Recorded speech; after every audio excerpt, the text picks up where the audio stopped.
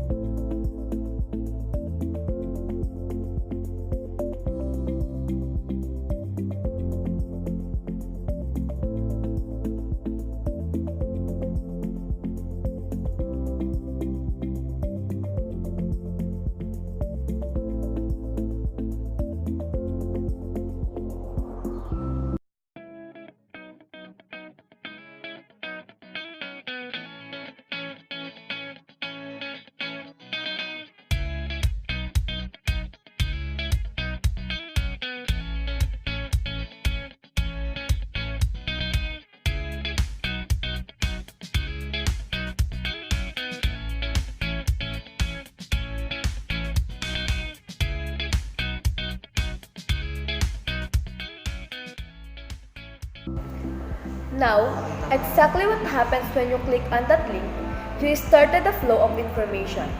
This information travels down into your own personal mirror, where the IP packages it, labels it, and sends it on its way. Each packet is limited in its size. The mailer must decide how to divide the information and how to package it.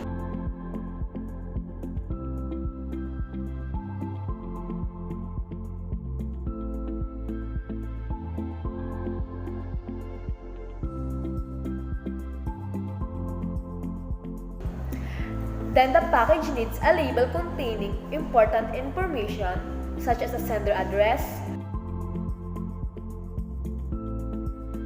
receiver's address, and the type of packet media. Because this particular packet is going out onto the internet, it also gets an address from the proxy server, which has a special function as you see later.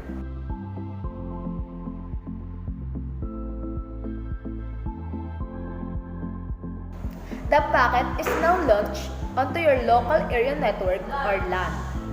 This network is used to connect all the local computers, routers, etc. for information exchange within the physical walls of the building. The LAN is pretty uncontrolled place and unfortunately, accident can happen. The highway of a LAN is packed with all types of information. These are IP packets, Nobel packets, Apple packets. They're going against traffic as usual.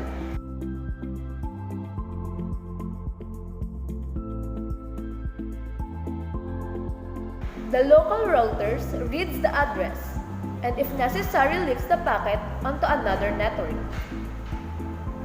The router, a symbol of a control and a seemingly disorganized world.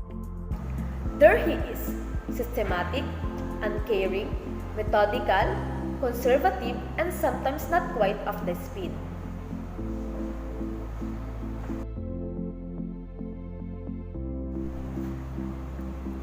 As the packets leave the router, they make their way into the corporate internet and head for the router switch. More efficient than the router. The router switch plays fast and loose with IP packets, definitely routing them along their way.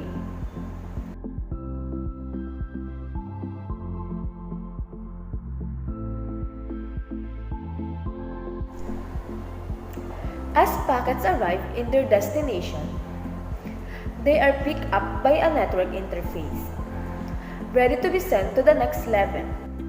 In this case, the proxy is used by many companies as sort of a middleman in order to lessen the load into their internet connection and for a security reason as well.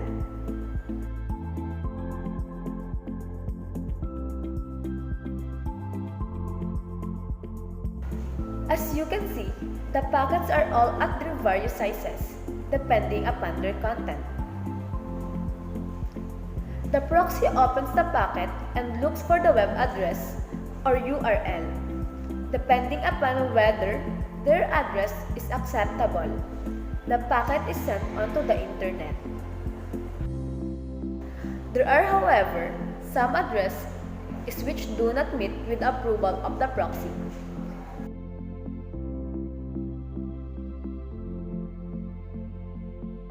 These are summarily dealt with.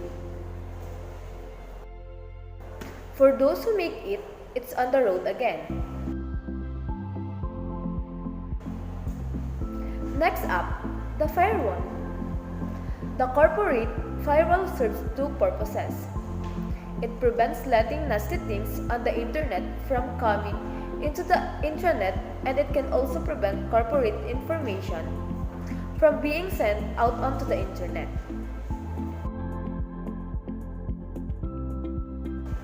Once through the firewall a router picks up the packet and places it into a much narrower road or bandwidth, but the road is not broad enough to take them all.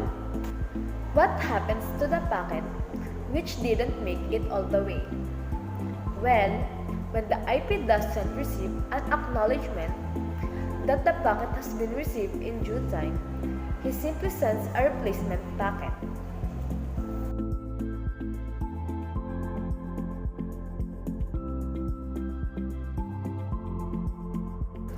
We are now entering the world of the internet, a spider web of interconnected networks which span our entire globe. Here, routers and switches establish link between networks.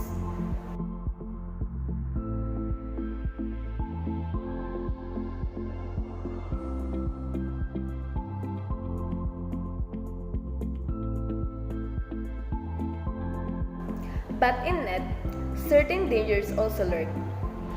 The dread ping of death. A special version of a normal request ping which some idiot thought up to mess up unsuspecting host. So the path our packets take may be via satellite, telephone lines, wireless, or even transoceanic cable. They don't always take the fastest or shortest routes possible, but they will get there. And then we will find another firewall. The firewall is designed to take in only those packets that meets its criteria. This firewall operates 80 and 25. All attempts to enter other ports are closed for business. Port 25 is used for mail packets, while port 80 is entrance of the packets through the internet and web server. Inside the firewall, packets are screened.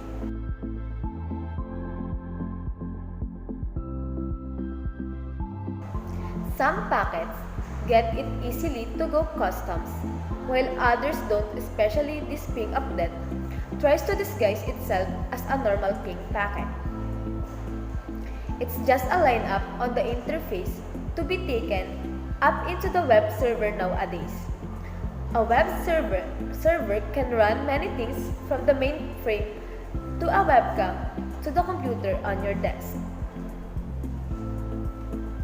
One by one, the packets are received, opened, and unpacked. The information they contain, that is your request for information, sent onto the web server application.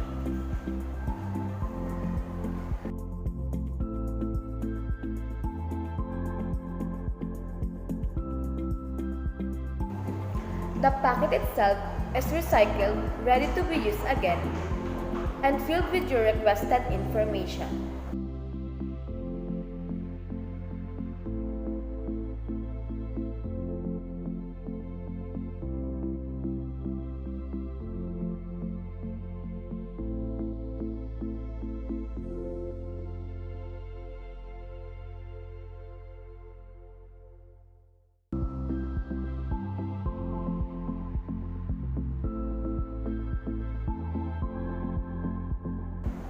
Address, and sent out on its way back to you.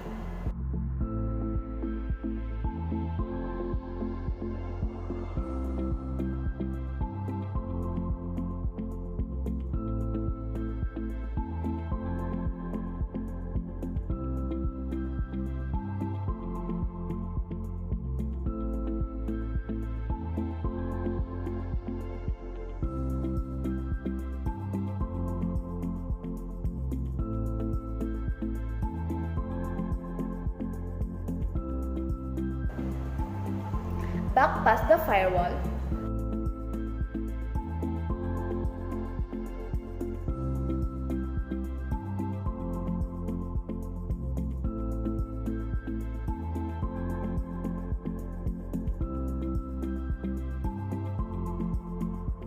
routers, and on through to the internet.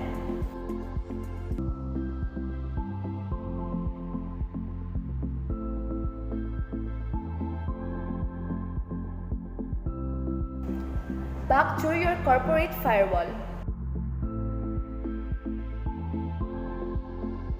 and onto your interface, ready to supply your web browser with the information you requested